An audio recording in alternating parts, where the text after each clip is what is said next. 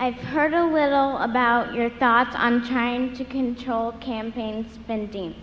Could you tell us more about your thoughts and efforts on this topic? I have joined something that Jerry Kohlberg, this is personal, this has nothing to do with Berkshire, but that Jerry Kohlberg has spearheaded, and it's taken a position, and there are probably 30 or so, mostly business people, taken a position against soft money, and also taken a position on very fast disclosure of campaign finance money, because I personally think that the arms race in terms of campaign spending by businesses has just begun. I mean, it doubled in the last election, but political influence, and I don't mean that by buying a vote, but I mean just in terms of having a big ear in Washington or in other state capitals.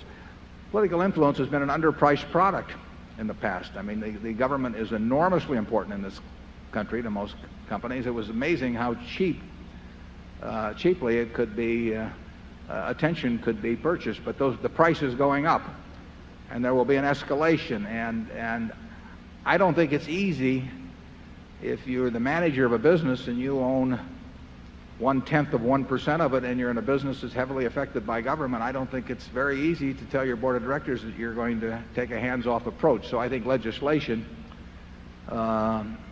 is needed in that arena, and there are over 100 campaign finance reform bills that have been introduced. Everybody wants to have their name on a bill, they just don't want to have it passed. And John McCain's been working hard on it, and it's something I think we have to come to grips with, because it's going to be a battle of the wallets for influence. And like I say, if I were running some other company and my competitors were spending money to get the attention of would-be legislators or actual legislators, it'd be very difficult to take some high and mighty position that I wasn't going to do it myself, and my board and my shareholders might ask me why I was taking that position. We are lucky, basically, to be in a business that's relatively unaffected by legislation, although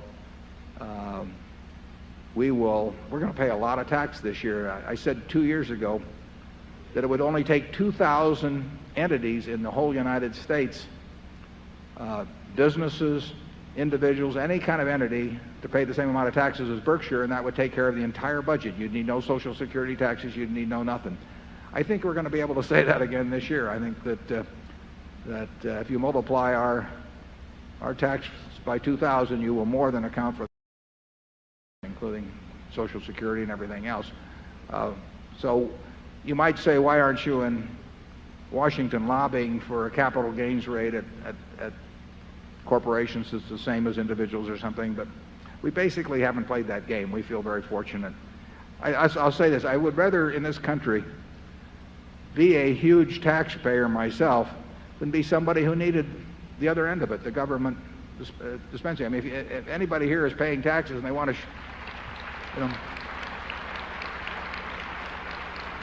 if you'd like to shift positions with somebody in a veterans hospital or that has a couple of children by age 19 that's getting a check from the government, I don't want to shift positions. I'm happy to be paying the taxes.